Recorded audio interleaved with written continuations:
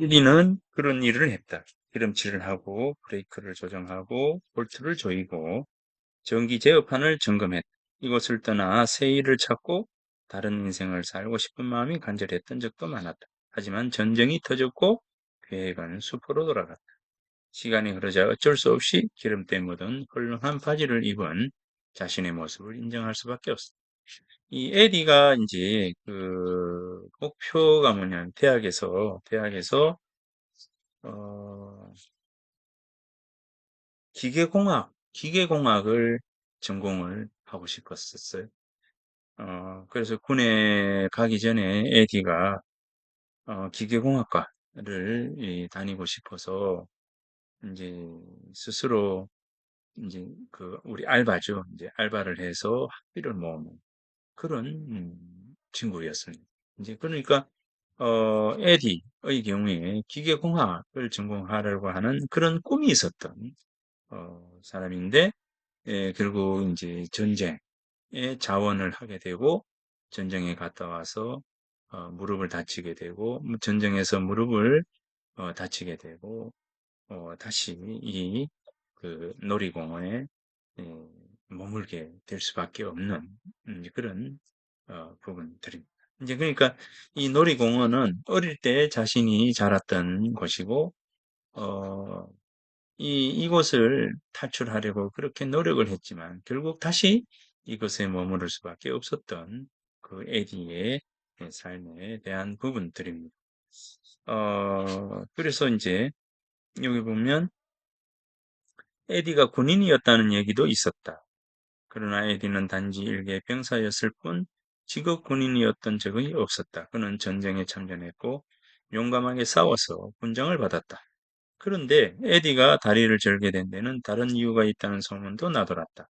제대하기 전 같은 편 병사와 싸움이 붙어 그렇게 되었다는 것이다. 상대 병사가 어떻게 되었는지 아는 사람은 없었다. 물론 묻는 사람도 없었다.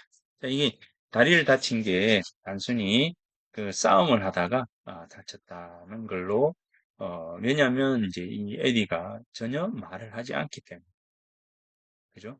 말을 하지 않았기 때문에 에디 스스로도 왜 자기 무릎에 총알을 맞았는지를 모르는 거예요. 그 이제 죽어서 저승에 가서 누구를 만납니까? 바로 대위, 자신의 상관이었던 대위를 만나게 되고 이 대위가 이 에디를 살리기 위해서 어, 다리에 총을 쐈다는 거죠.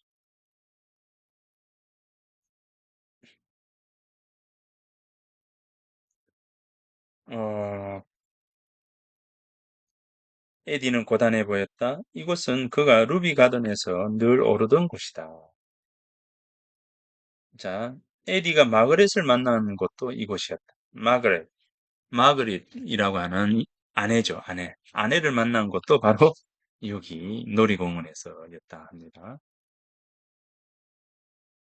놀이공원에서 자라고 아내였던 마그릿을 만난 곳. 우리, 그 에디의 인생에서 이 루비 예, 공원이라고 하는 이 공원은 삶의 전부가 바로 여기에서의 생활이라는 거죠. 근데 이곳의 생활은 고단했고 힘들었고 자신의 삶에 대한 기계공학도로서의 목표를 어, 이제 이루지 못하고 좌절해야 했던 그런 공간, 그런 공간인데 죽어서 저승에 가서 만났던 다섯 사람을 통해서 어, 좌절의 공간, 고통의 공간, 슬픔의 공간, 그죠? 굴종의 공간, 이런 공간들이 이 천국으로 바뀌어 간다라고 하는 거죠. 그렇게 천국으로 이야기하고 싶어서 이 미치 앨범은 천국에서 만난 다섯 사람이라고 하는 이 책을 썼다라고 합니다. 어,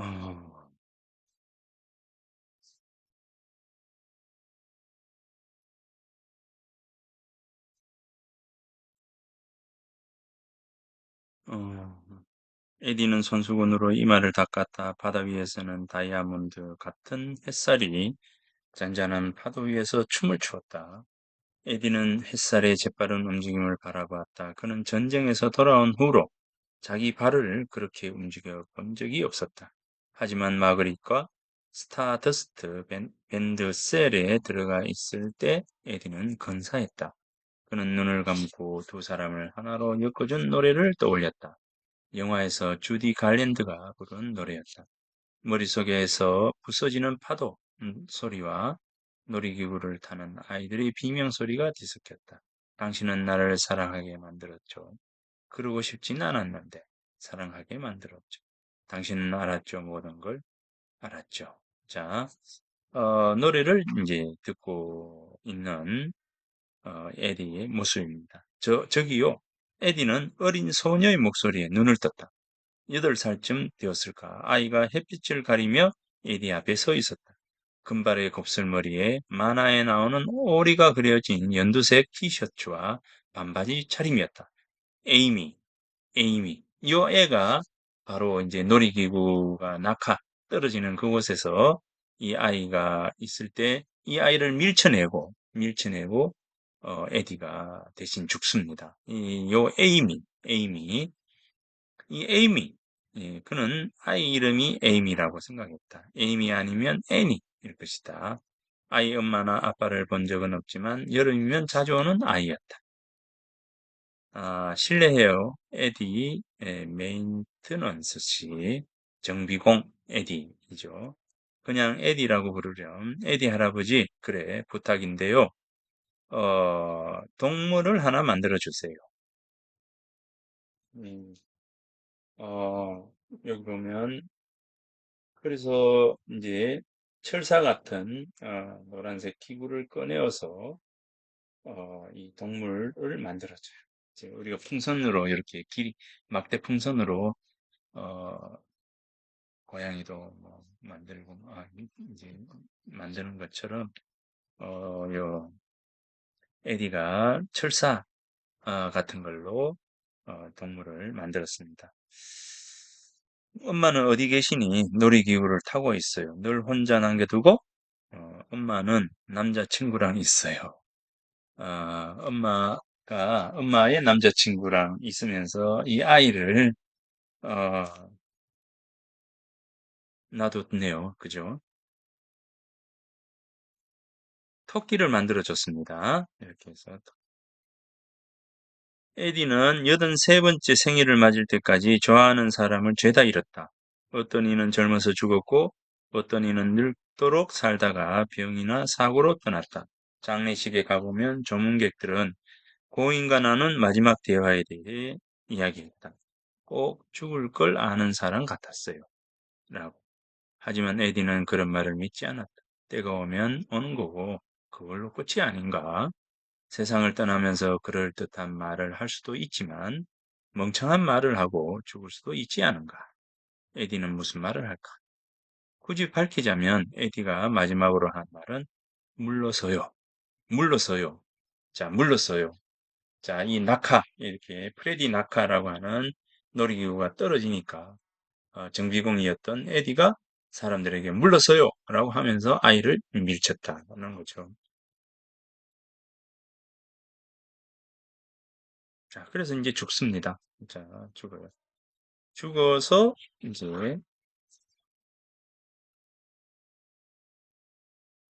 너무 늦었다. 브레이크를 풀었구나. 에디에게는 모든 것이 물속의 움직임처럼 느리게 돌아가는 것처럼 보였다. 그는 지팡이를 던져버리고 아픈 다리를 끌었다. 통증이 너무 심해 주저앉을 뻔했지만 한 걸음 크게 또 한 걸음 크게 그렇게 앞으로 나아갔다. 기구의 굴대 안에서는 마지막 케이블 가닥이 툭 끊어졌고 이제 유압선까지 찢어져 버렸다. 두 번 카트가 멈추지 못하고 뚝 떨어질 상황이었다. 마지막 순간 에디는 온 세상의 소리를 다 듣는 것 같았다. 멀리서 들리는 비명소리, 파도소리, 음악소리, 바람이 밀려오는 소리. 그는 낮고 시끄럽고 거슬리는 소리가 가슴에서 터져나오는 자신의 목소리임을 깨달았다. 소녀가 양팔을 휘어줬고 에디는 달려갔다. 다친 다리가 자꾸만 거치적거려서 반은 날고 반은 뛰다시피 아이에게 갔다.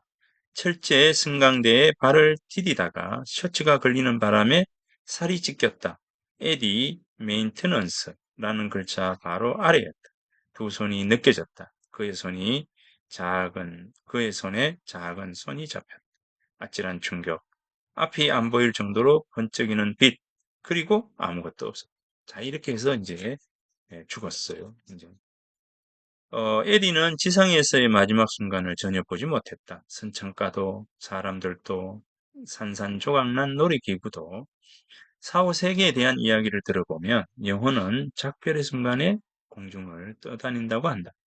고속도로 사고 현장에서 경찰차 위에 떠 있거나 병실 천장에 거미처럼 매달려 있는 것이다. 어, 제 친구, 동기 중에서 이제 시인이 있습니다. 이 시인이 있는데, 어, 이 친구가 시인이 된, 계기가 된 게 뭐냐면, 음, 자기가 죽어서 자기를 봤다는 거예요. 병실에 누워있는 자신을 봤다. 그러니까 이제 어느 날 교통사고가 나서 죽었는데, 이 자기 병실에 자기가 이렇게 누워있는 그 모습을 본 거예요. 그러고는 이제 다시 깨어났다라고 하더라고요. 이제 그러니까, 그러면서 이제 이 친구가 이 사후세계에 대한 영혼, 혼에 대한 부분들을 이제 인식하게 되고, 그러면서 이제 시인이 되는, 계기가 되는, 어, 그래서 이제, 고등학교 때 그러고 난 뒤에 바로 국문과를 선택을 하고, 그 시인이 되었습니다. 결국은 시인이 됐는데, 그 시인이 되게 되는 계기가 바로 국문학을 전공하게 되는 계기가 어, 바로 자기가 자기 자신을 봤다는 거 그겁니다. 이게 뭐냐, 병실 천장에 거미처럼 매달려 있는 것이다. 어떤 사람들은 두 번째 기회를 얻는다. 그들은 어찌어찌 해서 세상에서 다시 시작하는 사람들. 이게 어찌 보면 이 친구도 두 번째 삶을 얻은 거죠. 그래서 시인으로서의 두 번째 삶을 살고 있고 여전히 왕성한 시작 작업을 이제 하면서 살아가고 있습니다. 어디지? 어딜까? 어디? 하늘은 부연 호박빛깔이더니 짙은 옥색으로 변했다가 다시 연두색이 되었다. 에디는 팔을 뻗은 채로 둥둥 떠나는 어디일까? 놀이기구에 카트가 떨어지고 있었던 건 기억났다. 어린 소녀가 울고 있었던 것도, 그래서 달려갔던 것도, 승강대에 뛰어오른 것도 기억났다. 아이의 두 손을 바락 잡은 느낌이 생생하게 남아있었다. 그 다음은 내가 아이를 구했을까? 마치 오래전에 일어난 일처럼 멀리서 그림을 그려볼 따름이었다. 다시 끔찍한 순간을 떠올려 봤지만 이상하게도 평온한 느낌만 밀려들 뿐 어떠한 감정도 일어나지 않았다. 엄마 품에 안긴 아이처럼 평온했다. 이곳은 어디일까? 주위의 하늘색이 다시 변했다. 오렌지 같은 노란빛이 되더니 초록빛으로 변했다가 다시 분홍빛이 되었다. 순간 에디는 솜사탕을 떠올렸다. 내가 아이를 구했을까? 아이는 살아났을까? 내 근심과 아픔은 모두 어디로 갔을까? 모든 게 낯설고 이상했다. 전에 느끼던 아픔, 참과 살아온 통증, 그런 것들이 내 품은 입김이 사라지듯 없어져 버렸다. 고민도 슬픔도 없었고 그저 평온함만이 존재했다. 의식이 한 줄기 의식 연기처럼 살아있는 듯했다. 에디의 발 아래 놓인 무언가의 색이 변하고 있었다. 뭔가 휘휘 돌고 있었다. 물, 큰 바다. 그는 광활한 누런 바다 위를 떠가고 있었다. 바다의 색인 파파야 멜론처럼 변했다가 이제는 사파이어 빛깔이었다. 이윽고 그는 수면을 향해서 밑으로 떨어지기 시작했다. 상상할 수 없을 만큼 빠르게 떨어졌지만 얼굴에 바람이 스치는 느낌은 없었다. 두려움도 느껴지지 않았다. 그는 황금빛 해안의 모래밭을 보았다. 그러더니 물 밑에 있었다. 그리고 모든 게 조용했다. 걱정과 근심은 모두 어디로 갔을까? 통증은 다 어디로 갔을까? 이게 이제 출근한 이후에 에디가 어, 느끼는 부분입니다. 이게 이제 그리고 이제 첫 번째 만남, 인연의 장이 시작이 됩니다. 에디는 구식 놀이기구인 회전 찻잔 속에서 잠을 깼다. 그는 지팡이를 잡으려 했다. 지팡이가 없으면 아침에 일어나지 못했기 때문에 지난 몇 년간 지팡이를 침대 옆에 두고 살았다. 한때는 사람을 만나면 주먹으로 어깨를 퍽 치는 것으로 인사를 대신하던 에디로서는 당황스러운 일이었다. 하지만 지금은 지팡이가 없다. 에디는 한숨을 내쉬며 몸을 일으켜 보았다. 그런데 놀랍게도 등이 아프지 않았고 무릎도 쑤시지 않았다. 더 세게 몸을 당기니 찻잔 밖으로 쉽게 다리를 내려놓을 수 있었다. 바닥에 어색하게 발을 디디는 순간 세 가지 생각이 머리를 스치고 지나갔다. 기분이 좋다는 것, 자신이 지금 혼자라는 것, 그리고 마지막 세 번째로 자신이 아직도 루비 가든에 있다는 것. 이 세 가지. 하지만 요즘의 루비 가든과는 사뭇 달랐다. 캔버스 천으로 지은 천막이 즐비했고 넓은 풀밭이 보였으며 익히 낀 방파제 너머로 바다가 한눈에 들어왔다. 놀이기구들은 암녹색이나 젓갈색이 아니라 빨간색과 크림빛이 도는 흰색이 대부분이었다. 기구마다 매표소도 있었다. 그가 정신을 차린 찻잔은 스핀 오라마라는 구식 회전 놀이기구였다. 길게 줄지어선 상점에 걸린 간판처럼 스핀 오라마의 간판도 얇은 합판으로 만들어져 있었다. 자, 1975년 전에 루비 가든을 다시 이제 보는. 자, 이렇게 해서 쭉 했죠. 이제 자, 여기 보면 음, 신사수용료 여러분, 이 사람은 어떻습니까? 이렇게 끔찍한 광경을 보신 적이 있습니까? 자, 이 루비 가든에서 오래전에 어릴 적, 이 에디가 어릴 적에, 어,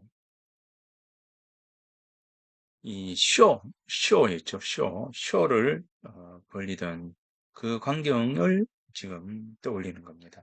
최고의 쇼, 괴물들의 전시장, 과장 광고, 에디의 기억 속에서 이곳은 적어도 50년 전에 문을 닫은 극장이었다. 텔레비전의 인기가 높아지면서 사람들이 더 이상 이런 쇼를 보며 상상력을 키우지 않아도 되는 무렵이었다. 괴기스러운 모습으로 태어난 이들을 보세요. 자, 여기서 이제 파란 사내라고 하는, 사람이 등장을 합니다. 파란 사내. 이 파란 사내, 에디는 어릴 적에, 아주 어린 아이의 에디예요. 에디가 아주 어릴 때 봤던 이 파란 사내에 대한 부분입니다. 이 가여운 영혼은 자연의 가혹함을 인내하며 살았고, 이 소개를 하는 겁니다. 아주 요상한 사람들을 실컷 눈요기하시기. 그러니까 다른 사람의 이제 여기서 이제 파란 사내라고 하는 이 사내의 모습을 보면 무디 위에 놓인 의자에 중년의 남자가 홀로 앉아 있었다. 어깨가 구부정하게 굽은 사내는 우통을 벗고 있었다. 배는 허리띠 위로 늘어졌고 머리는 바싹 깎았다. 이슬은 얇고 얼굴은 길쭉했다. 눈에 띄는 점이 없었다면 에디는 그냥 잊어버렸을 것이다. 그의 몸은 온통 파란색이었다. 어서 오게, 에드워드. 자네를 기다렸네. 사내가 말했다. 자, 죽고 난 뒤에 누굴 만났어요? 그때 어릴 적에 봤던 온몸이 파랬던 파란 사내. 그 파란 사내를 지금 만났는 거예요. 어서 오게, 에드워드. 자네를 기다렸네. 무슨 인연이 있었길래, 이 애드가, 극장 쇼 하던 그 파란 사내, 온몸이 파랬던 그 파란 사내가 에드워드를 기다렸대요. 그러니까 에디를 기다렸다는 거죠. 겁내지 말게 파란 사내는 천천히 일어나며 속삭였다. 어떻게 이렇게 위안을 주는 목소리를 내는 걸까? 에디는 그를 빤히 쳐다보았지만 아무리 생각해도 모르는 사람이었다. 한데 왜 지금 그를 만나고 있어? 그죠? 전혀 모르는 사람인데 이 사람을 만난 거예요. 몸이 가볍지 않나? 아마 아이들의 뭔가 같을 것에 에디가 고개를 끄덕였다. 자네가 아이였을 때 날 알았기 때문이지. 아이였을 때 이 파란 사내를 만난 거예요. 어릴 때와 똑같은 감정을 느끼며 시작하는 걸세. 시작하더니 뭘? 에디는 속으로 중얼댔다. 파란 사내는 고개를 들었다. 피부색은 거뭇한 포도처럼 볼썽 사나웠고 손은 주름투성이었다. 그가 밖으로 나가자 에디는 따라 나섰다. 선창가는 텅 비어 있었고 해변에도 사람이 없었다. 온 세상이 텅 비었나? 얘기 좀 해주게. 파란 사내가 말했다. 그는 멀리 보이는 롤러코스터를 가리켰다. 1920년대에 만들어진 하늘 열차였다. 자, 난 어떻게 죽었을까? 사고였어.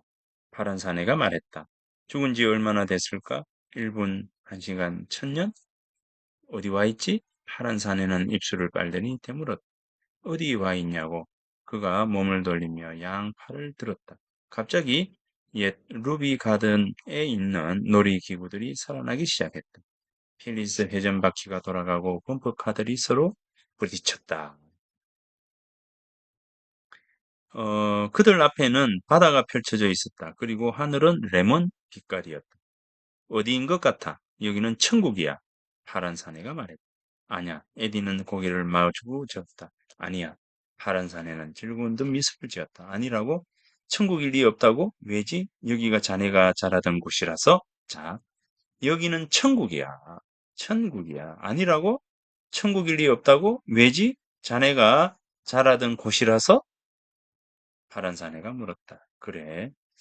아, 그래. 사람들은 자기가 태어난 곳을 얕잡아 보기 마련이지. 자, 지금도 이거 보세요. 사람들은 자기가 태어난 곳을 얕잡아 보기 마련이지. 하지만 천국은 생각지도 않은 구석에서 찾아낼 수 있는 법이네. 천국에는 여러 단계가 있지. 이곳이 내게는 둘째 단계고, 자네에게는 첫 번째 단계야. 자, 천국. 천국은 생각지도 않은 구석에서 찾아낼 수 있다. 천국은 생각지도 않은. 천국이라고 에디는 생각했다. 말도 안 돼. 그는 어른이 된 이후 줄곧 루비 가든에서 벗어나려고 애쓰며 살았다. 그것은 놀이공원일 뿐이었다. 이 자네는 천국에서 다섯 사람을, 자, 이 파란 사내가 에디에게 이렇게 이야기합니다. 자네는 천국에서 다섯 사람을 만나는데 그들은 모두 자네의 인생에 결부되어 있지. 그때는 자네도 이유를 몰랐을 테지만 말일세. 천국은 바로 지상에서의 인생을 이해하기 위해서 있는 거라네. 지상에서의 인생을 이해하기 위해서 있는 게 바로 천국이다. 자, 내 자신의 삶이다. 이렇게 보는 거죠. 에디는 혼란스러운 표정을 지었다. 사람들은 천국을 파라다이스처럼, 파라다이스 동산처럼 생각하지. 구름을 타고 둥둥 떠다니고 강과 산에서 게으름을 부릴 수 있는 곳 말이야. 하지만 어떤 위안도 줄 수 없는 풍경은 무의미하다네. 어떤 위안도 줄 수 없는 풍경. 그죠? 사실은 우리가 공감이라고 하는 어떤 부분들, 공감이라고 하는 어떤 부분들을 굉장히 그 의미로운 방향으로 만들어 가기 위해서는 뭡니까? 추억이라고 하는 것이 있어야 되겠죠. 그죠? 추억. 이, 우리가 고향을 늘 이렇게 마음속에, 이 고향에 대한 어떤 그분들이 떠오를 때면 미소를 짓는 것은 그곳에 추억이 있기 때문이죠. 그것이 이제 내 삶과 직접 연결되어 있기 때문이죠. 바로 그거예요. 사람들은 천국을 파라다이스 동산처럼 생각하죠. 그러니까 내가 전혀 모르는 정말 다른 곳으로 생각을 한다는 거죠. 하지만 어떤 위안도 줄 수 없는 풍경, 어떤 위안도 줄 수 없는 풍경, 내 삶과 괴리 된 채 등장하는 것들이죠. 위안도 줄 수 없는 풍경은 무의미하다네. 이것은 신이 자네에게 줄 수 있는 가장 큰 선물이라네. 인생에서 일어났던 일을 이해하는 것 말이야. 그 연유를 설명해 주는 것. 그것이 자네가 찾았던 평안이니까. 자, 이 에디가 파란 사내에게서 듣는 이 말. 에디는 그 놀이공원, 즉, 이제 자기가 평생 삶을 살았던 이곳을 벗어나려고 끊임없이 노력을 했고, 발버둥을 쳤어요. 그런데 그것을 천국이라고 이렇게 이야기하고 있으니, 그러면서 이제 이 천국은 천국에 대한 정의를 뭐라고 하느냐면 어떤 위안도 줄 수 없는 풍경은 무의미하다. 나와 관계되지 않는 그 어떤 아름다운 것은 다 무의미하다는 거죠.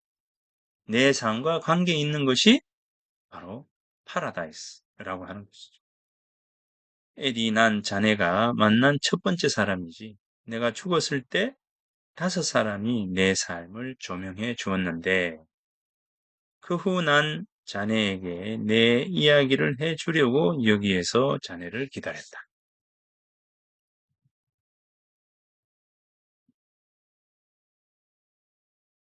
내 이야기에는 자네의 사연도 일부 끼어 있어. 다른 사람들도 당신을 기다리고 있지?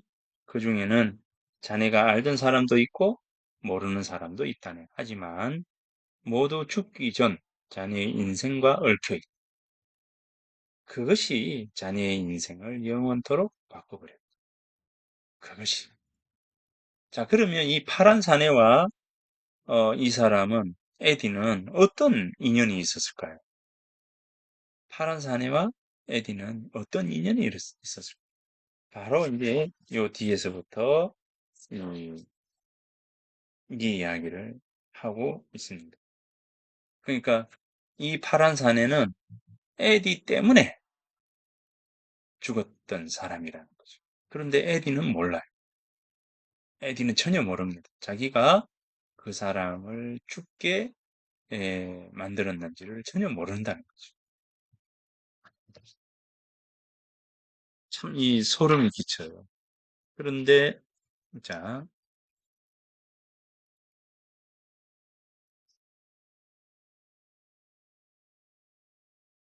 자 여기 보면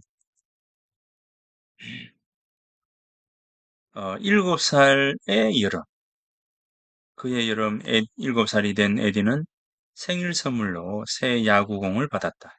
에디는 선물을 받자마자 신이 나서 형 조와 공 던지기를 하러 나왔다. 에디가 던질 차례였다. 공을 손에 쥐고 꾹 누르니 팔을 타고 올라오는 탄력이 느껴졌다. 에디는 잠시 야구 선수가 되는 상상에 빠졌다. 월터 존슨 같은 위대한 선수가 되는 거야. 자, 빨리 던져. 형이 재촉했다.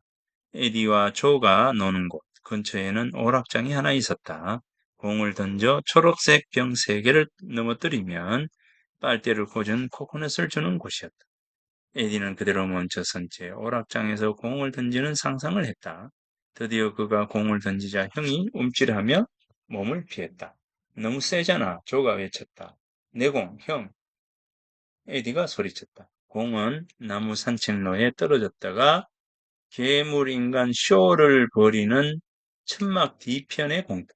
자, 괴물인간 쇼를 벌이는 천막 뒤편의 공터로 굴러갔다. 에디는 공을 쫓아갔고 조가 그 뒤를 따랐다. 형제는 땅바닥으로 몸을 날렸다. 에디가 물었다. 공이 보여? 아니, 와 하는 소리에 형제가 잠시 정신이 팔린 사이 천막 문이 열렸다. 에디와 조가 고개를 들어보니 뚱뚱한 여자와 우통을 벗은 남자가 천막에서 나오는 중이었다.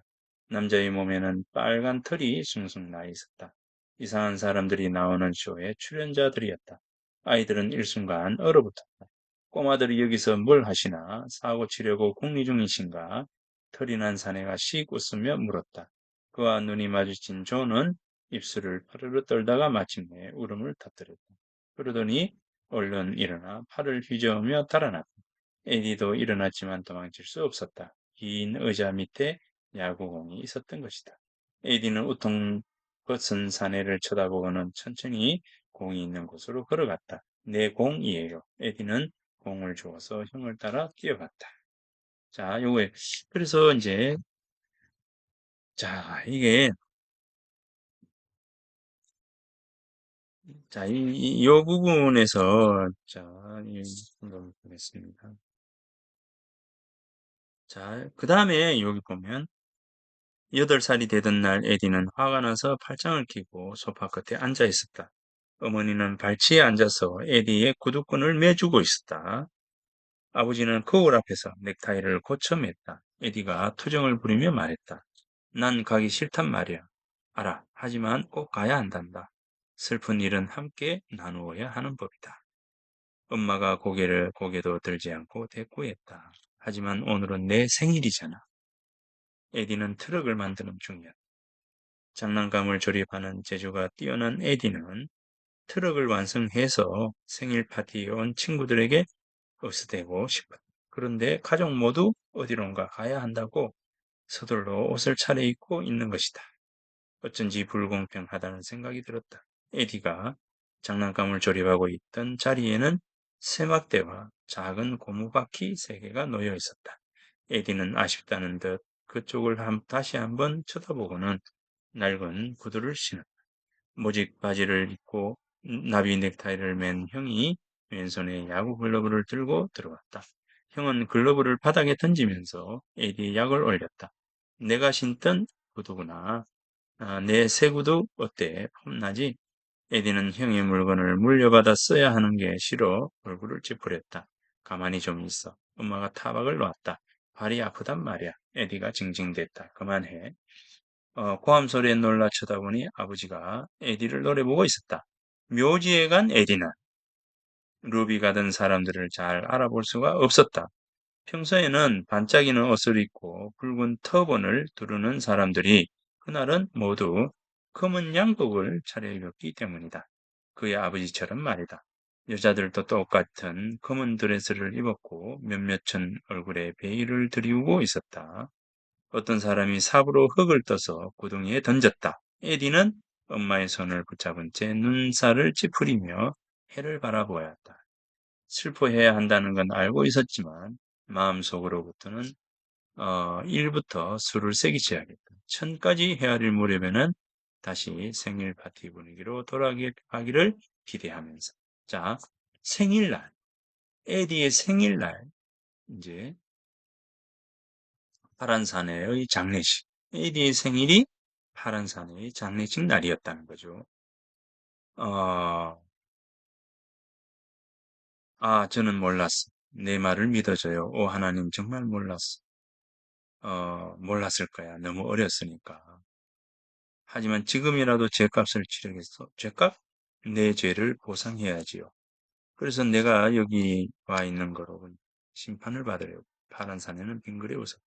아니야, 에디.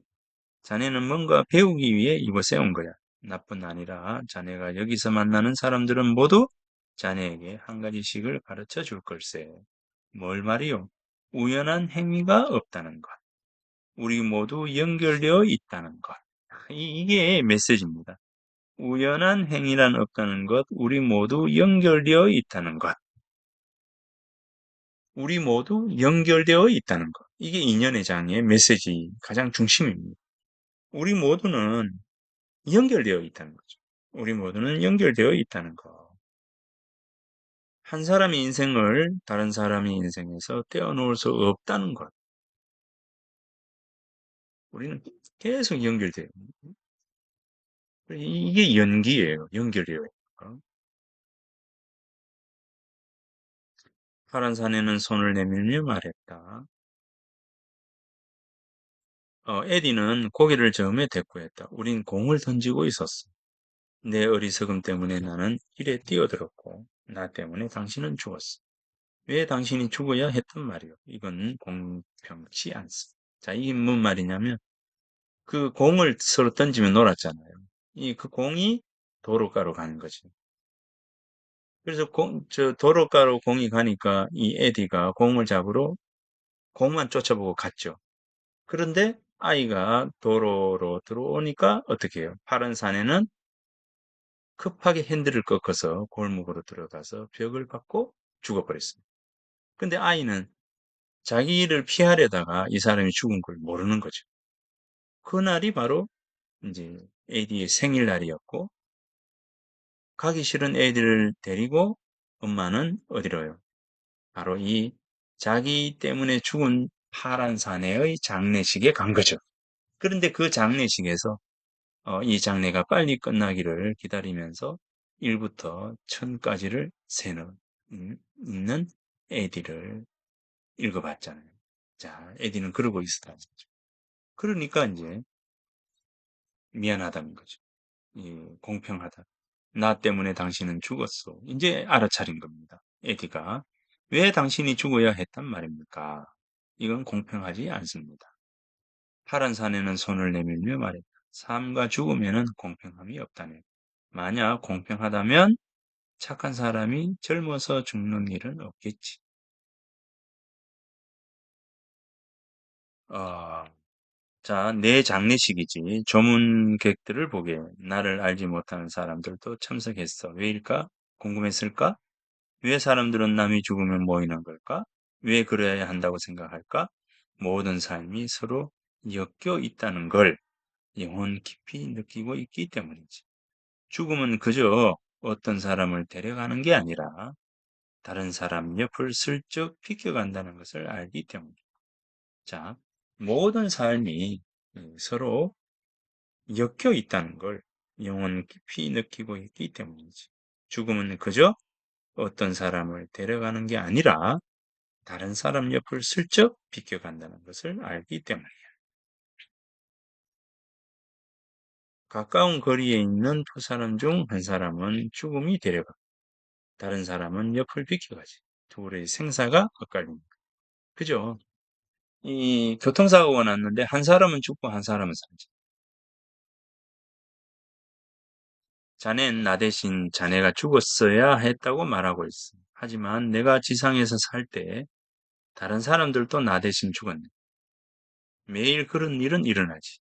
그 자리를 벗어나자마자 번개가 내리치기도 하고 막 탑승 시간을 놓친 비행기가 추락하기도 하지. 우린 그런 일들이 우연히 일어난다고 생각하지. 하지만 모든 것은 균형을 이루는 걸세. 하나가 시들면 단 하나는 자라죠.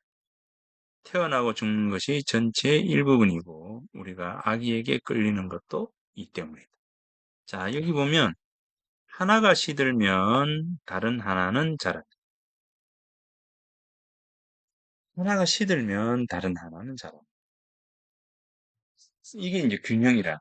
이게 어, 공평하지 못하다라고 생각을 하겠지만 이게 공평하다.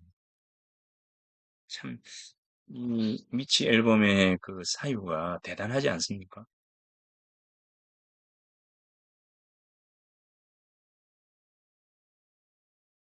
어, 여기에서 아직도 이해가 안 가요. 당신의 죽음에서 좋은 게 뭐가 있었어? 당신의 죽음에서 좋은 게 뭐가 있었어? 에디가 묻자 파란 사내가 대답하고 자네가 살았지.